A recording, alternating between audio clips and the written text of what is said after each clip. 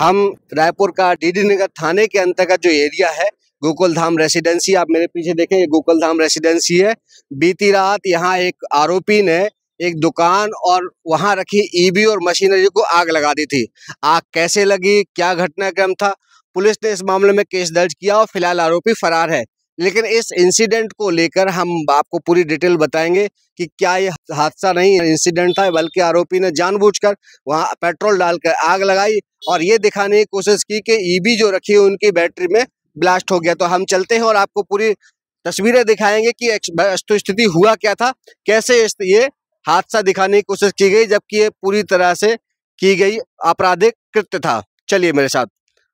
से सुरक्षा के साथ यहाँ सुरक्षा के लिए सुरक्षाकर्मी लगाए गए हैं। सीसीटीवी आप देख सकते हैं कि सीसीटीवी लगे हुए हैं और इसमें बाकायदा पूरी रिकॉर्डिंग होती है। ये वो कॉर्नर की दुकान है जहाँ पे कल रात आग लगी हुई थी और इस आग के नीचे देखे कि ये कुछ जो ईवी व्हीकल है, ये 6 से 7 टू व्हीलर इसमें ईवी की रखी हुई थी और ये आप गिनती से भी मैं आपको गिन के दिखा सकता हूँ कि ये देखिए बिल्कुल नई व्हीकल थी, ईवी व्हीकल थी, टू व्हीलर थी और अब ये पूरी तरह से जलकर खत्म हो चुकी है। ये किसी काम नहीं आ चुकी है, कबाड़ हो चुकी है।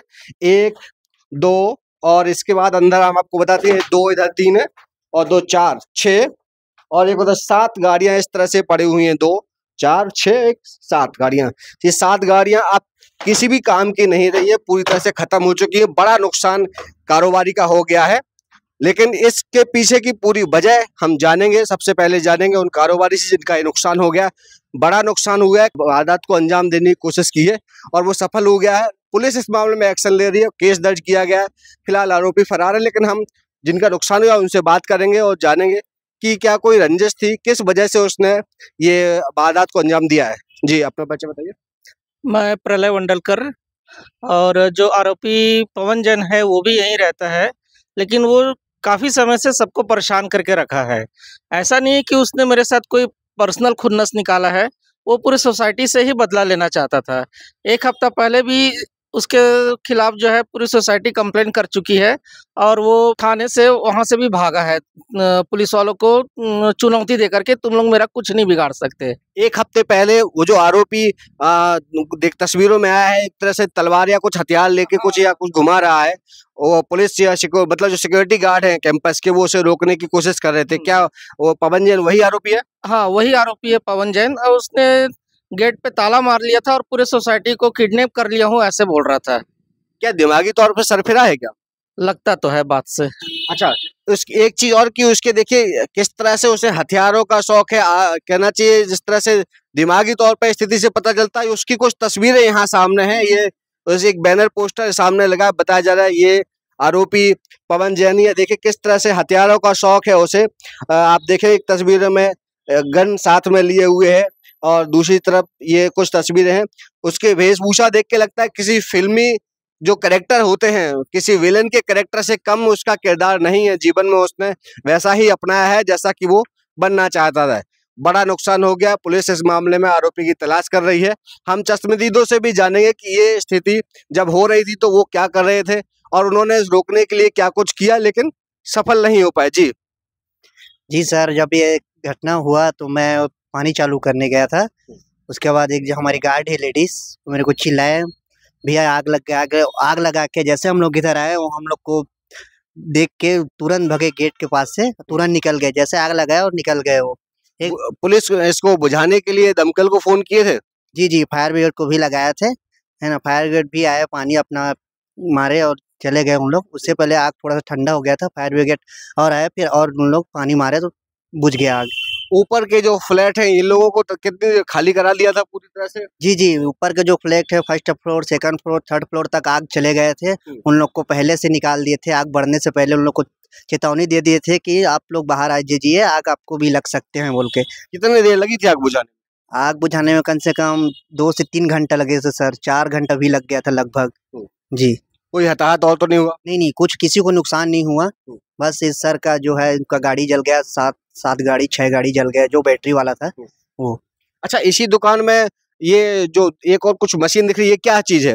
अब ये आपकी ईवी के की मशीन है वो। दोनों पत्तल की मशीन है, ये आपकी है? नहीं, ये पवन जैन की है। हाँ। मेरे से पहले उसने किराए से लिया था, फिर अभी नवरात्र मतलब आपने दोनों पत्तल की मशीन को किराए पे दी, दुकान में रखने को जगह भी दी, ऐसा है क्या? नहीं 6 महीना पहले उसने दीप्ति रजौरिया भाभी से शॉप किराए पे लिया, अपनी दोनों पत्तल की मशीन रखा। 2 महीने से वो किराया नहीं दे रहा था, तो दीप्ति भाभी ने उनको खाली करने बोल दिया था। फिर मैंने बात किया कि अगर वो खाली कर रहा है तो मैं अपनी गाड़ियां रख सकता हूँ क्या, त्योहार के लिए। आपने रेंटेड पे लेने को हाँ, रेंट पे मैंने दीप्ति भाभी से लिया। फिर जब मेरी गाड़ियां आई तब तक की भी वो मशीन नहीं हटाया। उससे जब बात किया गया तो वो बोला कि मेरे को 2 दिन का बस समय दो, मैं 2 दिन में गाड़ियां हटा लूंगा, अपनी मशीन हटा लूंगा। हाँ मशीन हटा लूंगा, सॉरी। तो मशीन हटाना तो दूर की बात है, वो उसने तो मतलब कांड करके ही चला गया। 2 दिन पहले उसने मेरे से चाबी मांगा कि मशीन का खरीदार मिल गया है, उसको लेने के लिए कभी भी आएंगे तो आप एक चाबी मेरे को दे दो करके। तो मैंने एक चाबी उसको दे दिया था। अब क्या पता था कि वो इतना बड़ा कांड का प्लान करके बैठा है कि सोसाइटी से बदला लेने के लिए मेरे गाड़ियों को ही टारगेट बनाया गया है। ये आग लगाने किस चीज से आग लगाई है क्या? पेट्रोल से। पेट्रोल से? हाँ, तो पेट्रोल कैसे लेके आए? वो कैन में भर के लाया था, सीसी फुटेज में पूरा दिख रहा है। कैन में भर के लाया था, गाड़ी यहाँ पर पलटा के उसने लगाया पहले, फिर ताला खोल करके शटर उठाया और पेट्रोल छिड़का। और वही पेट्रोल, छिड़का हुआ पेट्रोल जब बह करके दरवाजे तक आया तो उसने शटर गिरा करके वहीं से आग लगा दी है। तो ये आपने जो सीसीटीवी में तो आपने देखा ही, लेकिन हकीकत जो चश्मदीद थे उन्होंने बताया कि किस तरह से इस मामले को, इस वारदात को अंजाम दिया गया है और अब आरोपी फरार है। फिलहाल पुलिस आरोपी को तलाश कर रही है और जल्दी उसकी गिरफ्तारी की बात कर रही है। इस मामले में आगे कोई अपडेट रहेगा तो हम आपको जल्द पहुंचाएंगे। देखिए एक्चुअली क्या है, ये मेरे मित्र लगते हैं जो प्रलय वंडलकर जिन्होंने रिपोर्ट लिखाई है। मैं इनके शॉप में बैठा हुआ था, अचानक मेरे को रिपोर्ट मिली, क्या कहते हैं, इनसे बातचीत हुई मेरी, तो उन्होंने बताया कि पवन जैन जो आरोपी है उसके द्वारा क्या कहते हैं यहाँ पे बहुत परेशानी पैदा की गई है। गेट को उसने बंद कर दिया था, सबका आना जाना बंद कर दिया था, एक तरह से नज़र बंद कर दिया था सबको। और उसके बाद में क्या लड़ाई झगड़ा भी हुआ और यहाँ पे वो उल्टी पुल्टी हरकत तो पहले से कर ही रहा था। उस दिन जो खबर हुई उसके हिसाब से मैंने कहा कि ठीक है आप लोग रिपोर्ट तो लिखाओ, ज़रूरी है वो करके। तो उन्होंने क्या एप्लीकेशन वहाँ जमा किया था, पर हुआ क्या कि जब एप्लीकेशन जमा करके इन्होंने निकला, क्योंकि डायरेक्ट रिपोर्ट नहीं लिखा सकते थे, इन्होंने जनरल एक क्वेरी डाल दी, वहाँ पे शिकायत डाली। अब वहाँ पे क्या हुआ कि ये जब पवन जैन वहाँ जाके उसने वहाँ पे जाके ऑन ड्यूटी पुलिस वाले लोगों को धमकी दी कि मेरा तुम कुछ नहीं बिगाड़ सकते, तुम जानते नहीं मैं कौन हूँ करके। और ऑन ड्यूटी उनको क्या कहते हैं धमकी देते हुए वहाँ से भागते हुए निकल गया। उसकी कुछ तस्वीरें भी हैं जिसमें वो गन लिए हुए और नहीं उसका उस तरह की यहाँ पे फोटोग्राफ लगी हुई थी। मैं बोला भी था यहाँ पे कि पोस्टर लोग लगे हैं, वो गलत पोस्टर लगा हुआ है करके। ऐसे पोस्टर सार्वजनिक जगह में नहीं लगने चाहिए, क्योंकि ये रेजिडेंसी एरिया है, क्या कहते हैं, जितने बच्चे रहते हैं यहाँ पे, उन बच्चों के हिसाब से ये सब इस तरह की हरकतें यहाँ पे नहीं होनी चाहिए।